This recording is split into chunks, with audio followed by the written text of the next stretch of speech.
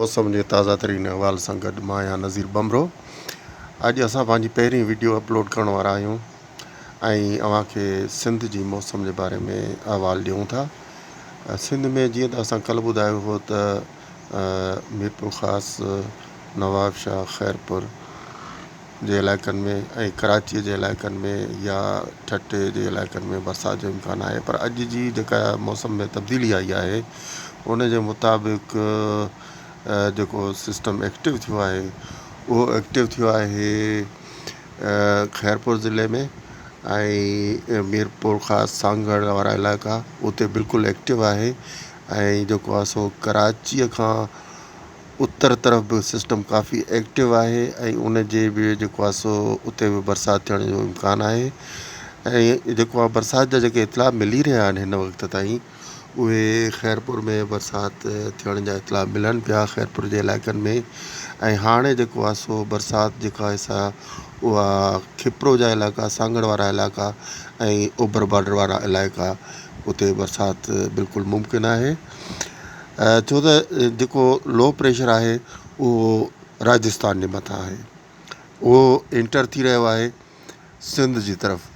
ऐं इन करे सिंध में जेको आहे सो वक़्त खां पहिरियां जेका अॻकथी कई वई उन खां पहिरियां जेका आहे सा बरसाति जेका आहे उहा शुरू थी चुकी आहे ऐं काफ़ी हंधनि ते तेज़ हवाऊं हलण जा इम्कान आहिनि।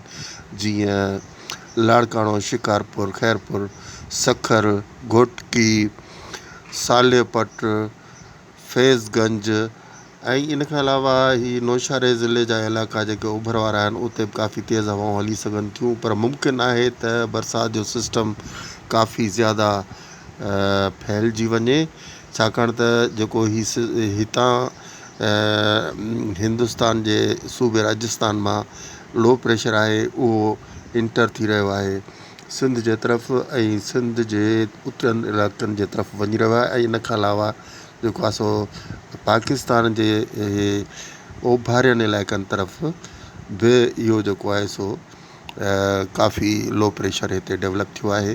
इन खां अलावा हाणे जेकॾहिं पाकिस्तान पूरे जी ॻाल्हि कजे त घणी बरसाति जेका आहे उहा अॼु गिलगित बल्तिस्तान, कश्मीर वारा इलाइक़ा, सरहद वारा इलाइक़ा तमामु शदीद बरसाति शो करे रहिया आहिनि। बनू वारा इलाइक़ा ऐं उत्तर पाकिस्तान जा तक़रीबन सभई इलाइक़ा, जॾहिं त बलूचिस्तान में बि बरसाति जी एक्टिविटी जेका आहे उहा काफ़ी ज़्यादा आहे। ऐं बरसाति जेका आहे सा बलूचिस्तान जे उत्तरियनि इलाइक़नि में शुरू थी चुकी आहे। हीअ इलाइक़ा बरसाति ॿुधाए रहिया आहिनि। बलूचिस्तान जा उतरिया इलाइक़ा आहिनि जिन में कोयटा, मस्तूंग, मच्छ ऐं इन खां अलावा ॿिया इलाइक़ा जेके आहिनि उत्तर बलूचिस्तान जा। हा, बाक़ी इहो आहे त जेका डेवलपमेंट खुशदार जे तरफ़ थींदी उहा थोरी देरि में थी वेंदी, कुझु देरि में, जॾहिं त ॿिया ओलह बलूचिस्तान वारा इलाइक़ा उन्हनि में पिणु बरसाति जो चांस आहे। डेवलपमेंट जारी आहे, शाम 5 बजे ताईं पीक ते पहुचंदी ऐं तमामु घणी जेका आहे सा बरसाति ज़ोरनि ते हूंदी। हिन वक़्तु बलूचिस्तान में ग्वादर जे इलाइक़े में वसंदड़ बादल नज़र अची रहिया आहिनि। ही ओरमाड़ा वारा इलाइक़ा जेके आहिनि हिते बि जेको आहे सो बरसाति मुमकिन आहे शाम ताईं। जॾहिं त हाणे कराचीअ ते अचूं था त कराचीअ में बरसाति हिन वक़्तु त कान्हे का, बाक़ी कराचीअ जे ओभर तरफ़, ओलह तरफ़ ऐं उत्तर तरफ़ तमामु गहरा बादल आहिनि ऐं उते खीरथर रेंज ते बरसाति जेका आहे सा जारी आहे। ऐं खीरथर रेंज ते हिननि इलाइक़नि में बरसाति जेका आहे सा अॼु थी सघे थी।